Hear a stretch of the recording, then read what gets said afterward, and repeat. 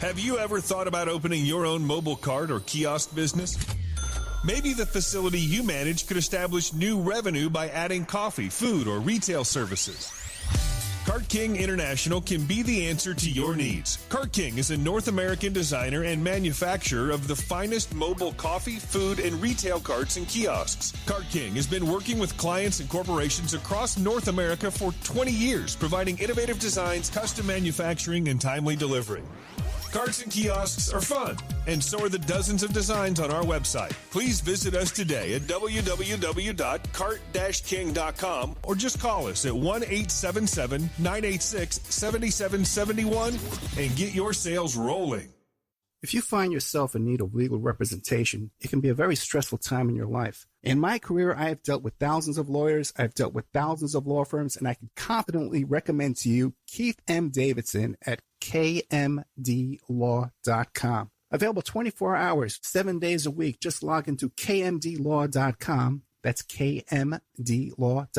Or you can call toll-free 833-4KMD-LAW. That's 833-4KMD-LAW. Personal injury, wrongful death, STDs, sexual assault, car accidents. They handle it all efficiently and professionally. It doesn't matter how imposing the opposition may be, because the team at kmdlaw.com are battle-tested and fierce. They will not stop until justice prevails. Go to kmdlaw.com or call toll-free 833-4KMD-LAW. If you're in for the fight of your life, stop screwing around and contact KMD Law. PureSoapFlakes.com, 218-568-2525. Have you ever heard of Castile Soap? Pure Soap Flake Company handcrafts fine soap bars, laundry powder, and concentrated soap flakes using organic vegetable oils from their northern Minnesota facility. Bathe your body and wash your clothes with Pure Soap products that are free of fragrance, GMOs, palm oil, sodium lauryl sulfate, and synthetic additives. Keep it clean, folks. Pure Soap Flake Company products are kind to living creatures and sensitive skin, safe for drains and waterways, and work great in high-efficiency washers and top and front-loading machines. They have a little promotion going on. Contact them to order some soap. Mention the Opperman Report. You're going to get a free gift. They're going to send a little extra soap, travel size, soap bars and laundry soap, cleaning soap flakes. I've been using that stuff all day long today. Great stuff. Order today at puresoapflakes.com or give them a call, 218-568-2525, 218-568-2525. Pure Soap Flake Company is a proud member of the Handcrafted Soap and Cosmetic Guild. The Opperman Report is brought to you by Aquadam.net. You can give them a call at 707-764-2119. A flooded home is never easy to deal with. You're left with the mess to clean up, the insurance companies to deal with, and not to mention all the memories, the precious memories that are lost in the flood. You can never replace those. And Aquadam can be a tool in your arsenal to protect your home and property from the floodwaters. The cofferdam is filled with water to control water and is reusable as long as it's taken care of. It can protect your home or business from rising floodwaters like a dam, but without the beavers. It can also be used in construction. If you need an area to be dewatered, an Aquadam can do the job. An Aquadam was used at SeaWorld in Orlando for the Mako roller coaster ride during the coaster's construction by dewatering the work area. An Aquadam is now dewatering the work area at San Antonio SeaWorld for their newest roller coaster ride. An Aquadam has been used in many construction projects all around the U.S. and all around the world. Now give Aquadam a call, 707-764-2119. You can look them up online at aquadam.net. You can find them on Facebook at Aquadam Inc. You call them up, you email them, you tell them Ed Opperman sent you, and they're going to take 10% off the price. Aquadam.net, 707-764-2119. It's the Opperman Report. Join digital forensic investigator and PI Ed Opperman for an in-depth discussion of conspiracy theories, strategy of New World Order resistance, high-profile court cases in the news, and interviews with expert guests and authors on these topics and more. It's the Opperman Report. And now, here is investigator Ed Opperman. Okay, welcome to the Opperman Report. I'm your host, private investigator Ed Opperman. You can find me at Opperman Investigations and Digital Forensic Consulting through my website, emailrevealer.com. We also have a members section over at OppermanReport.com where you can find all kind of exclusive content you won't hear on the air. And then also, too, I'm doing a new live weekly video podcast at getvocal.com, GETVOKL.com, every Thursday evening, 7 p.m. As always, you can find our archives at Spreaker.com, including 2 previous interviews I've done with our guests today, Stephen Singular and his wife, Joyce Singular. You can check them out at their website, stephensingular.com, which is spelled with a PH, STEPHEN singular.com, where they update all their appearances. We got a ton of things coming up. They're going to be on CNN in July. They got a new book coming out in September about killer cults, and a Reels documentary coming out, too. I believe that was about the BTK. The Warren Jeff story. Yeah. Warren Jeffs, which we had John about before. Right. Fascinating FDLS case up there. So let's start there. Stephen Singular, can you tell us about yourself? Who is Stephen Singular? Well, let's see. I was born in rural Kansas, and I studied history in college at the University of Kansas, went to New York City in 1973 and sort of stumbled into journalism just kind of by accident, and moved to Denver in 1981 and stumbled into writing my first book, which was about the neo-Nazi assassination of a prominent and controversial talk show host in Denver named Alan Berg. For those who've seen the Oliver Stone movie Talk Radio, it is loosely based upon the Berg story. The Berg story has kind of resonated for the last 36 years through American culture with, as I said, he was killed by neo-Nazis in that year, but we've had the white nationalist movement lately. We've even had white nationalists kind of trying to take advantage of the COVID-19 pandemic lately, trying to recruit members, and there are stories out there about that. So that whole sort of rise of the radical violent right has been, I think, an important story ever since Berg was killed. And from there, I've gone on and written a number of books about high-profile crimes, and Joyce has worked with me on a number of them and co-authored the last 2. Yeah, that whole neo-Nazi thing spilled over into the Mark Furman book. That's correct. There was we were both very involved in the O.J. Simpson case because of my prior work in investigating neo-Nazis, and I was told early on in the Simpson case that there were connections and tendrils into that case from the prior book on neo-Nazis. At the time, it sounded rather far-fetched, but when you get to the primary investigator on the case in the critical first hours of the investigation, come to find out, he has ideas about rounding up all African Americans and everything else. It's somewhat similar or quite similar to the first book I wrote about. So to just give a tagline to that, if we could, when Christopher Darden, one of the prosecutors on the case, wrote his book called In Contempt on the Simpson case, he said that the defense came not from Johnny Cochran and Robert Shapiro and all those folks, but from a true crime writer in Colorado who, by the way, didn't receive a nickel for any of that work that he did. So if people are really interested in pursuing that, they can find the book Legacy of Deception on Amazon Kindle. It was updated in 2016, came out in 96, and I think they would find a quite very different take on the Simpson case from 98% of what they've read and learn some new things. Yeah, I would encourage people to go back into our archives and find my first interview with Stephen Singular about that Mark Furman book, Legacy of Deception. Excellent body of work from Stephen Singular. Now, Joyce, we heard about Stephen stumbling around. How did you stumble into Stephen's life, and tell us about yourself? Steve and I have been married almost 30 years, and when we first met, we both shared an interest in true crime, the psychology behind it. We were both fascinated by Truman Capote's book In Cold Blood. And so when I first met Steve, I started accompanying him to murder trials here in the local Denver area. And I started finding out that I could provide another point of view. The old adage, 2 heads are better than one. We found out that 2 genders are better than one, because I see things through a different filter, of course, being a woman. And we started putting our viewpoints together and finding out that not only was it sort of easier to interview people, they weren't as intimidated by just one lone male male investigative journalist, but a couple with a small child, that kind of opened the door to people to be a little bit more relaxed. And so when we would have 2 book contracts at the same time, for example, I would cover a murder trial, come back, bring my notes to Steve, and then we would work together and put our notes together and form a narrative, generally through, the court documents that we would get.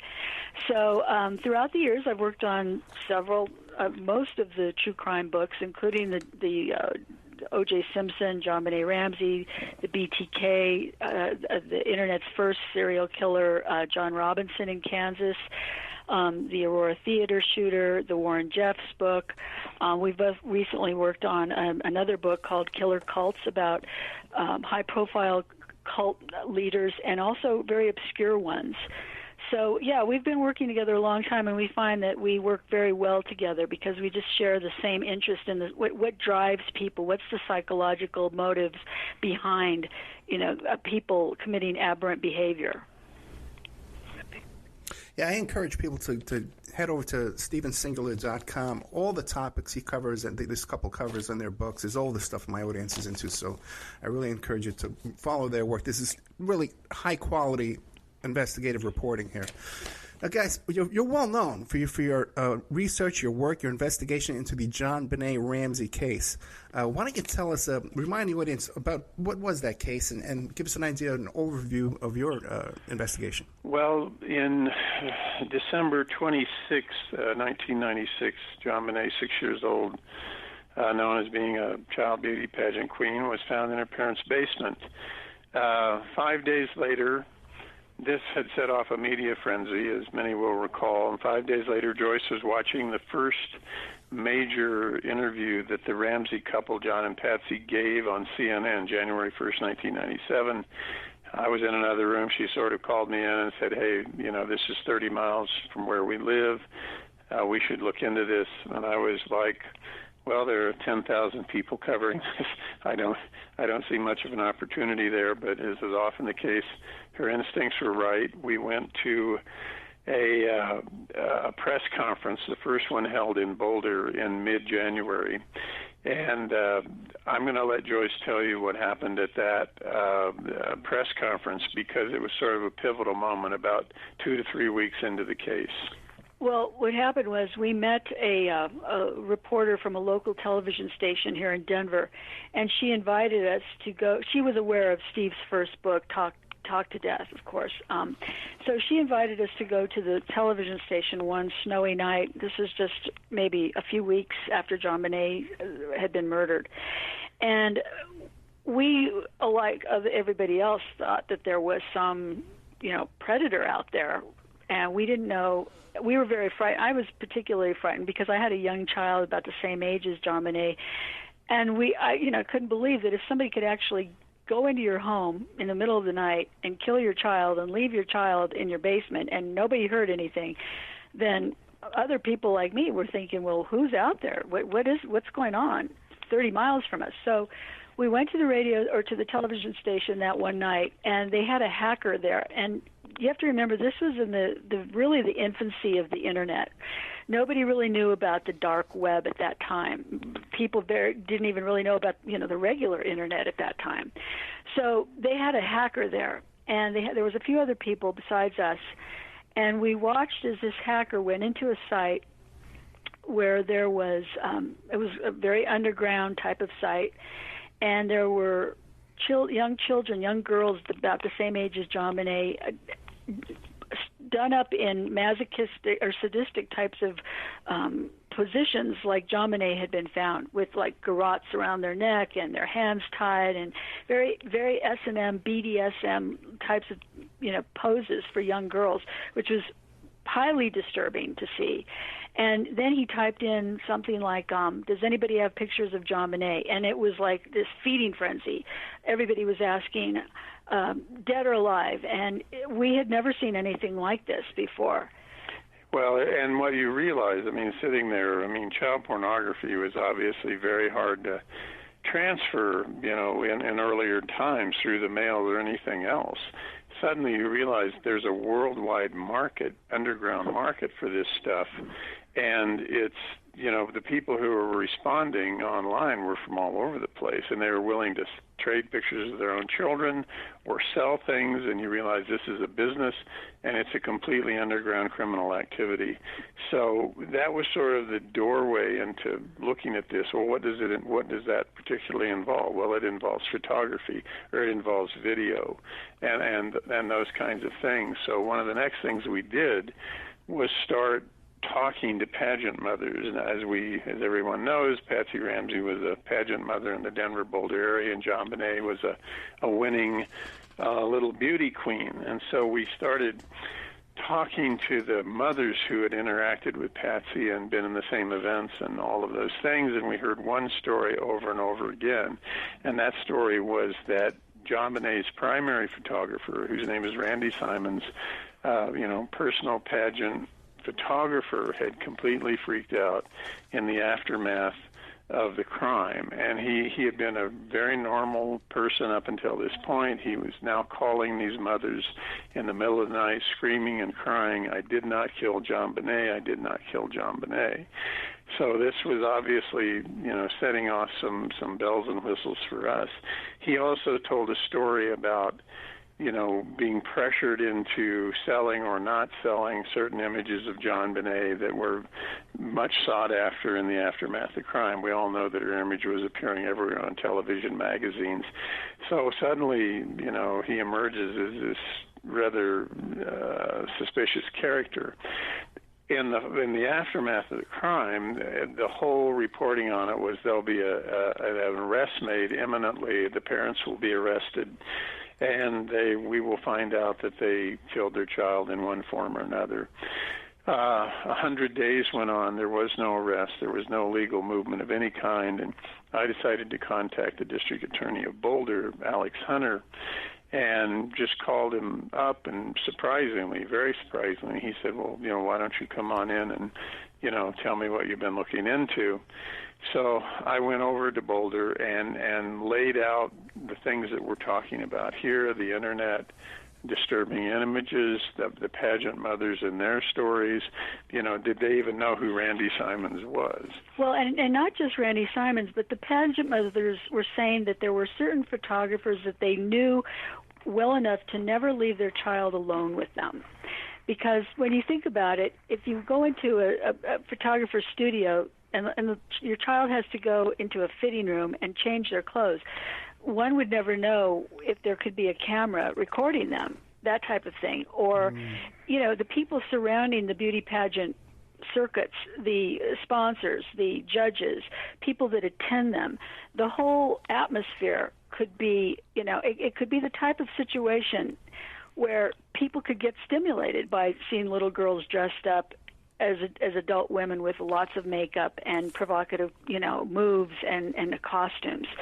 So we're not saying that Randy Simons was a suspect in the murder, but we think there was some sort of knowledge of this underground world of photographers that had to make money off of not only just photographing young girls, but then maybe possibly putting the heads of the more pretty children on heads of other children. We even interviewed mothers who said they were approached about this. I mean, you were getting digital photography that could be manipulated in any number of ways. Again, this is very underground, and you could, there were already stories emerging about, manipulating photographs like that. Take someone's pretty head and put it on a different body, et cetera, and then sell the image. So we're going to circle back to Randy Simons later on in this story, but that's an important name to remember. Alex Hunter, the district attorney, they didn't know who Randy Simons was. He said the Boulder police are fixated solely on the Ramsey parents. They don't want to broaden the investigation to look into some of these other areas. And he asked me if I would, sort of go out and look more into that and report back to him, which is about as stunning a thing as a district attorney could say to a reporter imaginable. I mean, it's the most visible case in Colorado history, surrounded by controversy, and he's asking somebody essentially to go, look into something that's illegal. And interfere in the investigation. interfere in the investigation. Have a parallel, investigation, basically. It showed, but it reflected how narrowly the police were looking at the case. Yeah.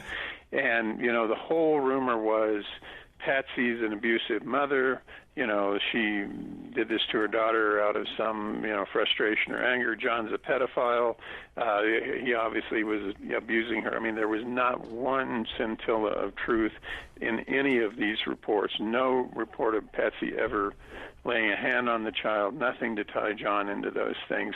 So what that immediately, or what that sort of tells you, is you've got to broaden your investigation. You've got to look out beyond the family and see what you can find.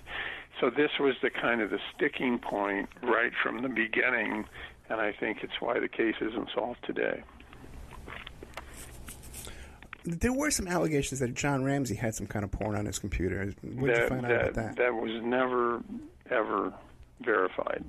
They tore the family, the house, the business, Access Graphics apart. And there was no, I think that would be a headline in the Globe if we could, back that one up. Yeah. Here's the tape that John Ramsey had in his house, if that existed. And it didn't exist. What did exist was a subculture around the child beauty pageant realm where mothers told us, personally, as Joyce has already said, we attracted people who were dangerous. We told those people they could not be around our children, during these events. There was a natural criminal, or at least somewhat criminal, subculture surrounding that, and by definition surrounding the child. Why wouldn't you put a lot of investigative resources into that? And that was sort of the question that hangs over this. The families that noticed these patterns, were they making police reports? Were there any arrests regarding this kind of activity? There were not. There were not, and that's an excellent question. And I think it was more anecdotal. But the thing about not allowing your child to be alone with some of these people, there was, the radar was up to that level.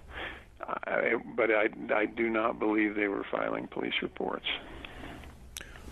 What else did you find in your investigation? Well, we found that we began to hear about various parties that were held in Boulder. And the parties were, people would talk about people bringing their children to these events, and then there being parties after the party where more suspect things would go on with children. And we were learning more about that. There were certain names that came up in connection with that. I conveyed some of those names to the district attorney.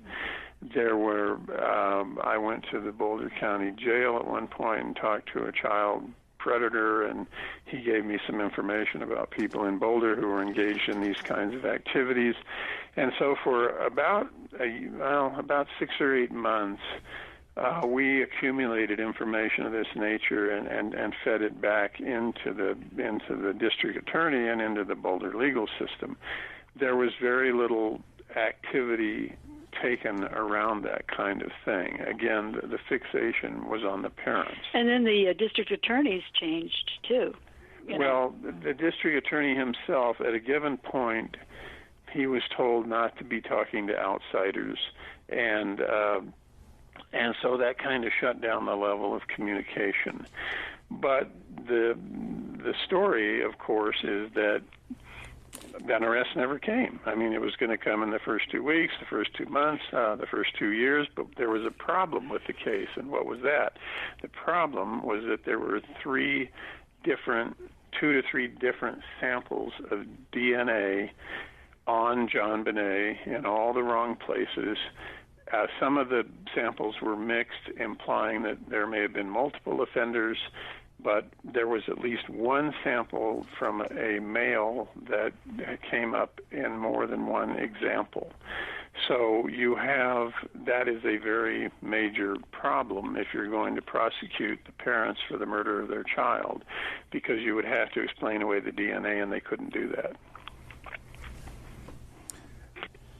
You said that you uncovered some names and locations where these activities were taking place. Would we recognize those names and locations? I don't think so. You would have to be extremely familiar with the case. And I don't want to talk about that because no one has ever been charged in this case, but I remember uncovering something about a very prominent person in Boulder and taking it to Alex Hunter, the district attorney, and he was just shocked. And he said, are you certain this is the right person on all of that? But what he said that was more important, I think, more significant in our conversation is that he said, what are you going to do with that information? And he very clearly did not want me to publicize anything and said, in effect, Boulder has been really hurt by this, and this would not do us any good. So that becomes kind of a foundational sentence and thought for what's going to happen next in this story. How widespread were these locations, these names, in terms of numbers of people and locations? We were given 2 or 3 places that were rather public places. So you're talking about a fairly significant number of individuals. I don't mean thousands. I mean, maybe 30, maybe 40, maybe 50. I don't know for sure, but some of them were associated with public outlets. Some were associated with individuals and, private houses. And we also worked for a while with private investigators that were hired first by the Boulder Police Department and then later by the Ramseys. High-profile investigators. One was Lou Smith and the other was Ollie Gray. And they both confirmed with us that there were these types of parties going on in the area and that it was known, but it was not something that people wanted to bring out. And they both said that it was their strong belief that photography or video was involved in the crime. And they wouldn't go into great detail. Lou Smith was a renowned homicide investigator in Colorado Springs with a 90% plus clearance rate on his cases. And Ollie Gray was a former police officer in California and Houston with a very good track record. I mean, these were high-level people, and they were approached by law enforcement to help law enforcement with the case, and they both effectively quit because law enforcement wouldn't expand the investigation. Now, I believe, too, there was an autopsy showed some type of physical damage to JonBenet Ramsey that indicated sexual abuse. Am I correct? Yeah, well, this has always been an area of ambiguity. This is you can get one doctor to say one thing and you can get one doctor to say another, but I think you can make that assumption rather safely. And do you come to a conclusion that the parents were aware of this activity against their daughter, or were they oblivious to this? We have come to the conclusion that they were as oblivious to the ultimate circumstances as they were to what they were exposing her to in the child beauty pageant circuit. There were stories about certain photographs that were in the Randy Simon studio, and I don't mean hardcore child pornography, but things that are more on the borderline with girls that are older than JonBenet. And we were told that Patsy was in there and looking around, and you could kind of see what the subculture was, and she was oblivious to the situation that was there. So naivety is not a crime, and I think the naivety here was extremely strong. We interviewed John Ramsey face-to-face on a couple of occasions. He came to our house in 2017 and 18 and spent quite a bit of time. And he is one of the most tight-lipped individuals that you'll ever be around. He has a great way of saying nothing. But he kept saying over and over again, we thought Boulder was a nice town. We thought it was a nice place to come to raise our children. That's what we thought about this community. And while you have to extrapolate a little bit out of that, what I got from it was we did not, and he effectively almost said, we did not know what was going on around our family. And I believe that's a true statement. So no, we are not sitting here saying that the Ramseys somehow explicitly, did something with their daughter that resulted in her death. And when we get to the grand jury part of this, which is critical, we will talk more about that. Okay, we've got to take a little commercial break. So perhaps when we get back, we'll get right into that. But I also want to know what you think happened that night. So we're talking to Stephen Singular and Joyce Singular. The book is called Presumed Guilty, an investigation of the JonBenet Ramsey case, the media, and the culture of pornography. Now, the book first came out in 1999, but it's been updated to a digital format in 2016 after the grand jury report came out in 2013. So you can find all these updates and stuff at their website, StephenSingular.com, and that's Stephen spelled with a PH. We'll be right back with more of Stephen and Joyce Singular right after these messages. And now a word from our sponsors. Have you ever thought about opening your own mobile cart or kiosk business? Maybe the facility you manage could establish new revenue by adding coffee, food, or retail services. Cart King International can be the answer to your needs. Cart King is a North American designer and manufacturer of the finest mobile coffee, food, and retail carts and kiosks. Cart King has been working with clients and corporations across North America for 20 years, providing innovative designs, custom manufacturing, and timely delivery. Carts and kiosks are fun, and so are the dozens of designs on our website. Please visit us today at www.cart-king.com or just call us at 1-877-986-7771 and get your sales rolling. Thank you so much for listening to the Opperman Report. I want to welcome all our new listeners at WWPR 1490 AM in the Tampa Bay area. We're brand new down here. We're getting a nice warm welcome. We have great advertising opportunities for local sponsors, local businesses, but also international websites and international companies too on our other stations in California, Nevada, Utah, and on the internet worldwide. But down here in Tampa Bay, Florida, we have some great opportunities for you to come in and get very, very affordable advertising rates. Get a hold of me at oppermanreport@gmail.com and we'll cut you a good deal. PureSoapFlakes.com, 218-568-2525. Have you ever heard of Castile Soap? Pure Soap Flake Company handcrafts fine soap bars, laundry powder, and concentrated soap flakes using organic vegetable oils from their northern Minnesota facility. Bathe your body and wash your clothes with pure soap products that are free of fragrance, GMOs, palm oil, sodium lauryl sulfate, and synthetic additives. Keep it clean, folks. Pure Soap Flake Company products are kind to living creatures and sensitive skin, safe for drains and waterways, and work great in high-efficiency washers and top and front-loading machines.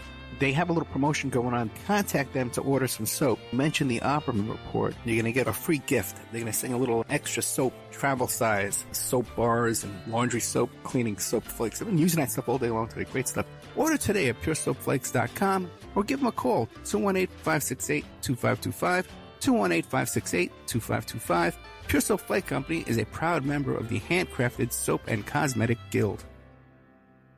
The Opperman Report is brought to you by Aquadam.net. You can give them a call at 707-764-2119. A flooded home is never easy to deal with. You're left with the mess to clean up, the insurance companies to deal with, and not to mention all the memories, the precious memories that are lost in the flood. You can never replace those. And Aquadam can be a tool in your arsenal to protect your home and property from the floodwaters. The cofferdam is filled with water to control water and is reusable as long as it's taken care of. It can protect your home or business from rising floodwaters like a dam, but without the beavers. It can also be used in construction. If you need an area to be dewatered, an Aquadam can do the job. An Aquadam was used at SeaWorld in Orlando for the Mako roller coaster ride during the coaster's construction by dewatering the work area. An Aquadam is now dewatering the work area at San Antonio SeaWorld for their newest roller coaster ride. An Aquadam has been used in many construction projects all around the U.S. and all around the world. Now give Aquadam a call, 707-764-2119.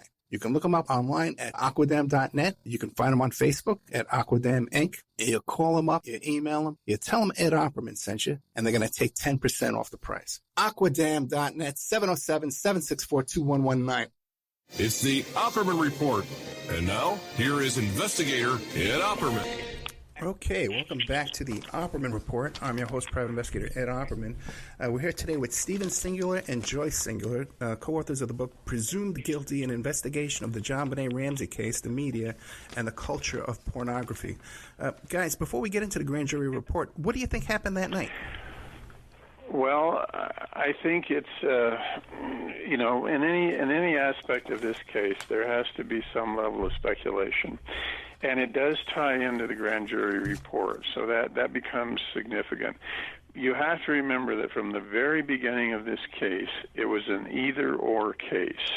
Either the Ramseys, there are only two camps here, either the Ramseys killed their daughter and they're guilty, or an intruder came into the house and killed the child, and the Ramseys are totally innocent. Well, also that some people speculated that Burke, her 9-year-old brother, did it too. Right. After all those programs came out on the 20th anniversary of JonBenet's death a few years ago, that theory was floated out there, and a lot of people started believing that one too. Yeah, there's a lot of talk on the internet still about Burke committing this crime. Yeah. So either someone in that Ramsey house, a Ramsey killed the child, or an intruder did it. So if you look at the case maybe as an investigative reporter, you might say this is A and this is Z. Now there's a lot of space in between A and Z, and what might be in that space? Presumed Guilty is the only book ever published that asks that question. I feel confident in saying that, and there have been a lot of Ramsey books. Could there be something in the middle where neither one is absolutely the case? So we were looking into the idea that, number one, that there is a middle ground there that needs to be investigated.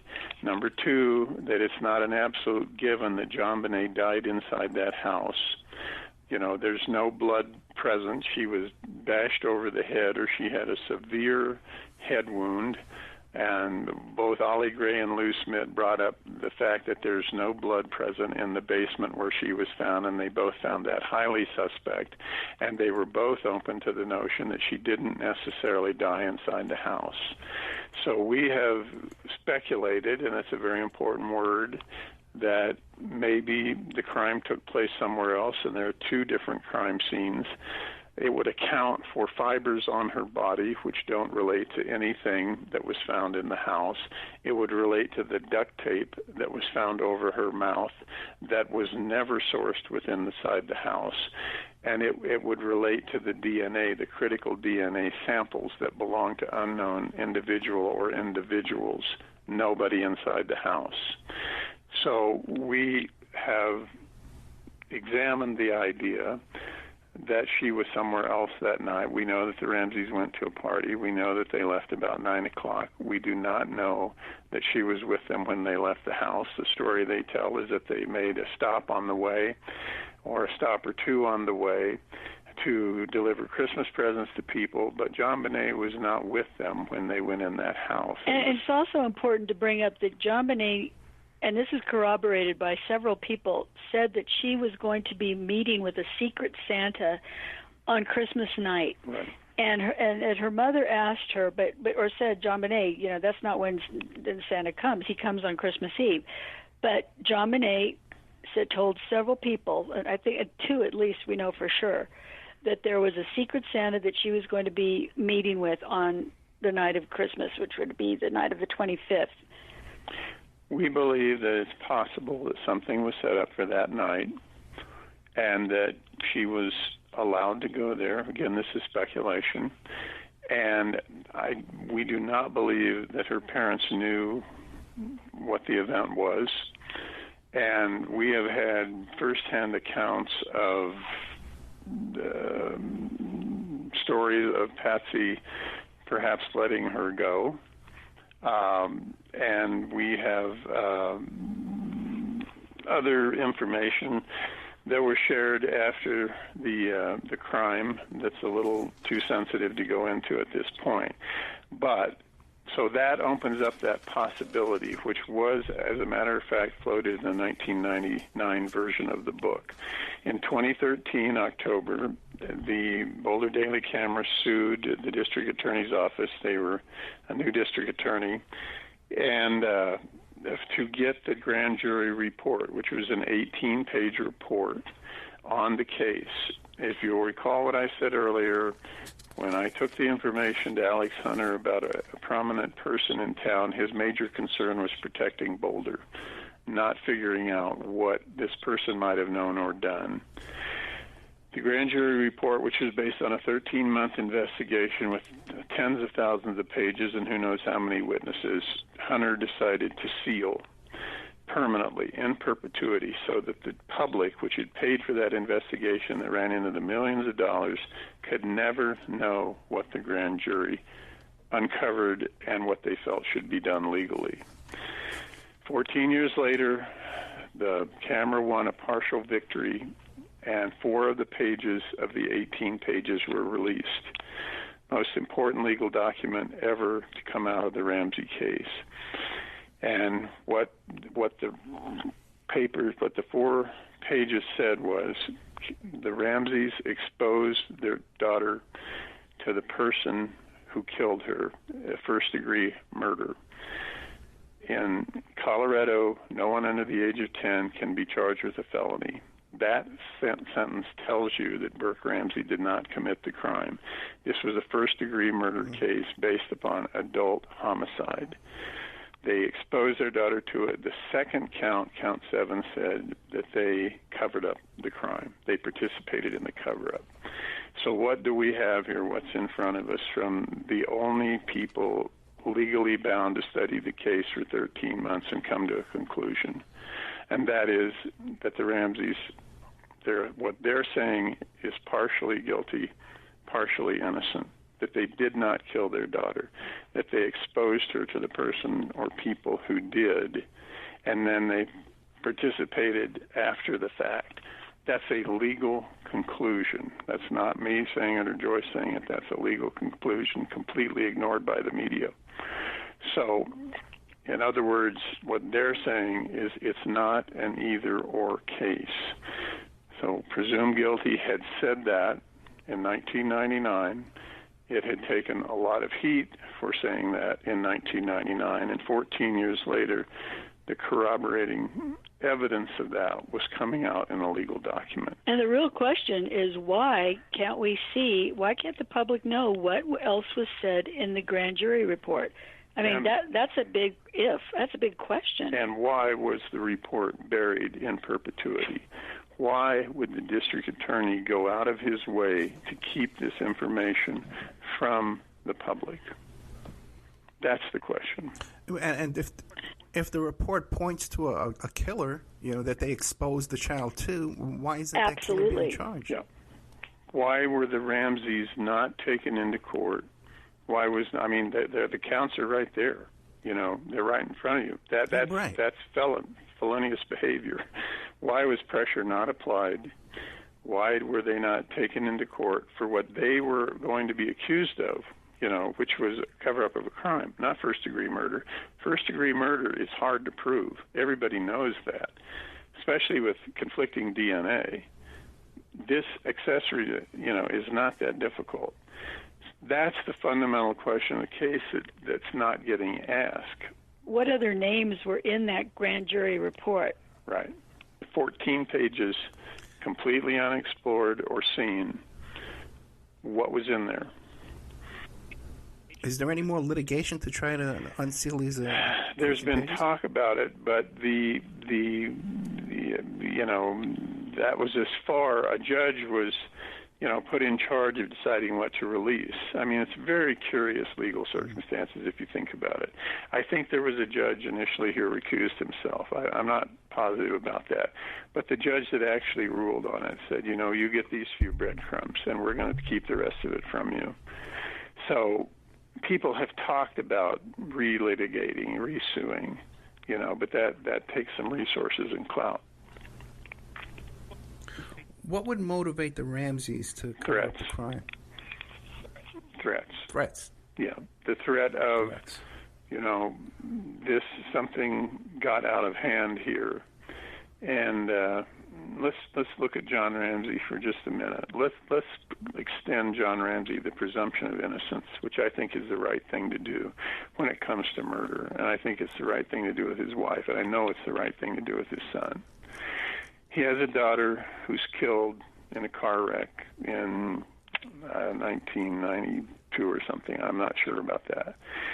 Now he has a 6-year-old daughter savagely murdered, and under highly, highly questionable circumstances, with someone's DNA all over her body in the wrong places. And I think it's not too far-fetched to speculate that people did not want what happened here to come out. And I think it's exactly what Alex Hunter did, and I think it's why the Ramseys' public posture appeared so ambiguous when they appeared in public. That what people were jumping to the conclusion of, well, they killed their daughter, they're obviously guilty. It's not what the evidence shows. The evidence shows a far more complicated set of circumstances. People always jump to conclusions about how they think people should be behaving when they see them appearing after, someone close to them has been murdered. And you can't really put yourself in those people's positions. You don't know. People react differently. Yeah. And so if you want to conclude, as many have, that they were involved in certain activities after the crime, perhaps in creating the ransom note, perhaps in other things, a lot of people have said that. That may be accurate. That is effectively what the grand jury concluded. You said this would circle around back to that photographer, Mr. Simmons. What do we... Well, so we followed him around a bit repertorially in October of 1997. Well, if you go back about 30 minutes in our conversation, we said that he was calling up pageant mother, screaming and crying, "I did not kill JonBenet." In October of 97, which was about 8-9 months later, he was arrested walking naked down the street in a very small town in eastern Colorado. And when the police approached him, nude as could be, he said, "I did not kill JonBenet. I did not kill JonBenet." We received reports. He relocated to the Northwest states, and we received a report a number of years ago. Well, wait a minute. He was arrested for what is public indecency? Was that Yeah. It was when he was walking around that town nude like that? Yeah. But his DNA was tested, and it was not what was found on JonBenet. We believe that he may very well have had knowledge of the subculture around JonBenet that had tendrils into her death. We never contended that he was present when the murder happened. So go ahead, Joyce, with what we heard from the woman who called us. Well, no, like I said, that throughout the years, because of the website, we get tips on many of the crimes that we've covered. And in one instance, several years ago, we got a tip from a woman that was living in the same trailer court as Randy Simons, and she Googled his name because she felt uncomfortable around her granddaughter, her very young granddaughter. His presence around the grandchild was unnerving her. So what she did was she Googled his name, came up in the book, presumed guilty, and she contacted us to say that she had felt uncomfortable. Okay, so now we flash forward to 2019, summer of 2019. July 3rd, Randy Simons is arrested in Oregon on multiple counts of child pornography, I guess related to his computer. So the story kind of comes around full circle. He was suspect. As far as we know, he wasn't really investigated. We always felt there was a video photography potential connection into this case. Now he's busted for child pornography, and he was supposed to go on trial last month, April 2020, but the COVID-19 virus knocked that down. He was also released from prison in the last couple of weeks because of the virus. So his case is somewhat up in the air. But the real question here becomes, what have the Boulder police done in connection to this, if anything? And they may not have done anything at all. But here's a guy whose behavior has been suspect for 20 years. He clearly has illicit images or alleged illicit images on his computers. We don't know the extent of that. We don't know what his connections are. We always felt that computer images can very well be a part of this case. So you would like to think that maybe Boulder would have picked up on this, but there is absolutely no guarantee that that's happened. You said earlier that you felt that the Ramseys were silenced due to threats. Now, do you know anyone else in this case that's been threatened, and have you guys been threatened? Not well, somewhat. Well, one time, after the grand jury report came out, we did write a letter to the editor stating what we've been talking about with you today, about how the book lays out this other scenario that could have happened besides the intruder theory, or that the Ramsey did it, or that Burke did it. And after that letter was published, we did get a letter mailed to our home saying, anonymous letter saying, Patsy did it, don't talk about this anymore. I mean, it gets your attention when people are trying to silence you.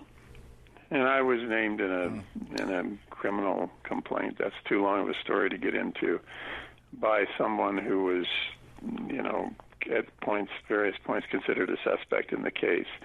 And we got a little too close to that at times. And also, we have in all the investigating that we've done throughout the years, we've been told that when people get too close to certain principles in this case, that they're shut down, or they're told to not look into this, or to stay away from it. I mean, it's sort of reminiscent of the shows that have been made about this type of child exploitation. Like I think it was called the Keepers is Keepers. one. What's the one in Boston with the Catholic Church? I forget that one was called. That was a movie. Children of the Snow is in Michigan, and the Keepers is in Baltimore. Mm-hmm. And I can't think of the Boston Globe investigation. It was a very well done movie. Right. They're all the same. Where power protects power. The power source will try to protect its own nest. And it's very difficult to look at the Ramsey investigation and some of the things that were known and uncovered, especially in the grand jury investigation. Oh, also True Detective Season 1. Yeah. That was a fictionalized account of a true case that happened down in Louisiana. Yeah. But basically the same elements, protecting people in power, child exploitation. Right. And that's why the case has never progressed. I mean, you have people arguing on the internet, intruder, Ramsey's intruder, they toggle back and forth. They get nowhere.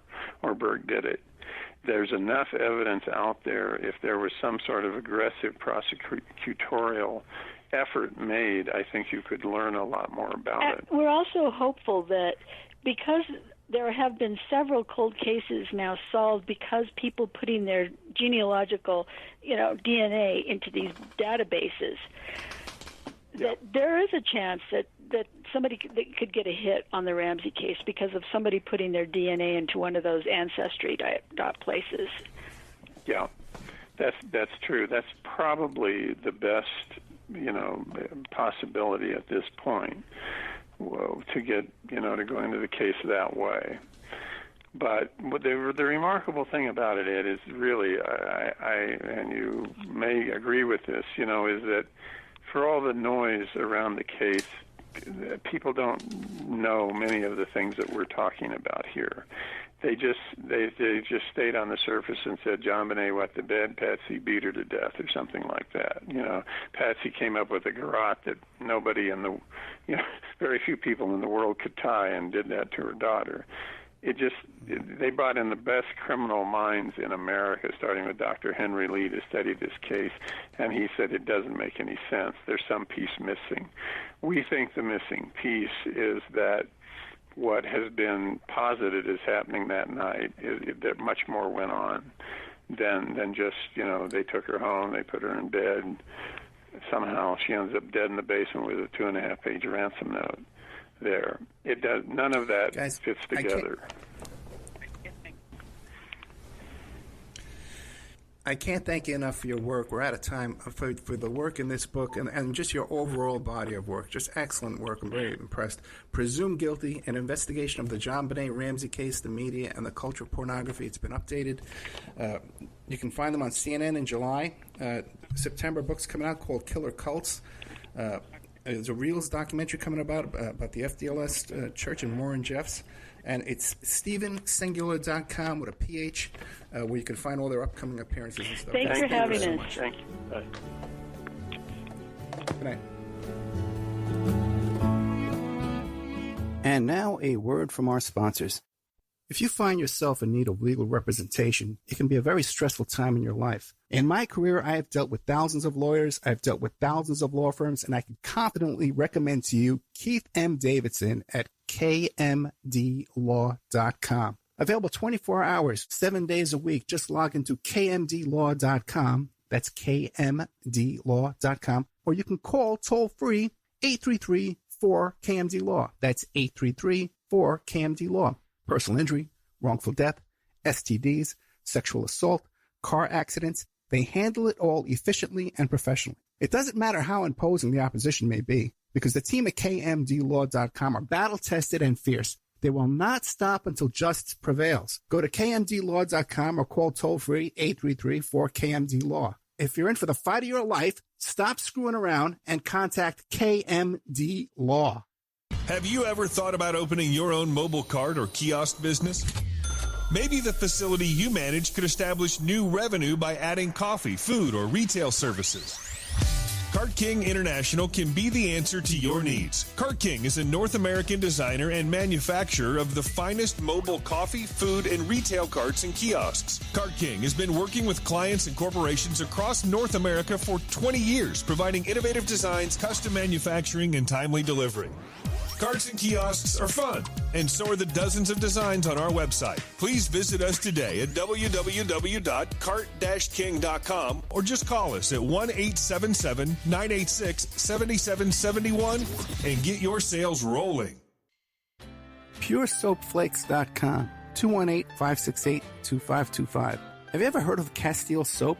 Pure Soap Flake Company handcrafts fine soap bars, laundry powder, and concentrated soap flakes using organic vegetable oils from their northern Minnesota facility. Bathe your body and wash your clothes with Pure Soap products that are free of fragrance, GMOs, palm oil, sodium lauryl sulfate, and synthetic additives. Keep it clean, folks. Pure Soap Flake Company products are kind to living creatures and sensitive skin, safe for drains and waterways, and work great in high-efficiency washers and top and front-loading machines. They have a little promotion going on. Contact them to order some soap. Mention the Opperman Report. You're going to get a free gift. They're going to send a little extra soap, travel size, soap bars and laundry soap, cleaning soap flakes. I've been using that stuff all day long today. Great stuff. Order today at puresoapflakes.com or give them a call, 218-568-2525, 218-568-2525. Pure Soap Flake Company is a proud member of the Handcrafted Soap and Cosmetic Guild. Are you ready to change your life, but don't know how to start? Is your stress and worries keeping you awake at night? Have you been battling grief, anxiety, or depression all alone? Have you lost touch with your own sense of being or spirituality?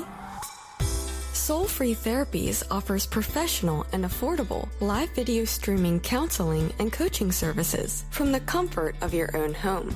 Sessions offered in English, Spanish, and Portuguese. Go to our website at www.soul-free.com and book your first session today.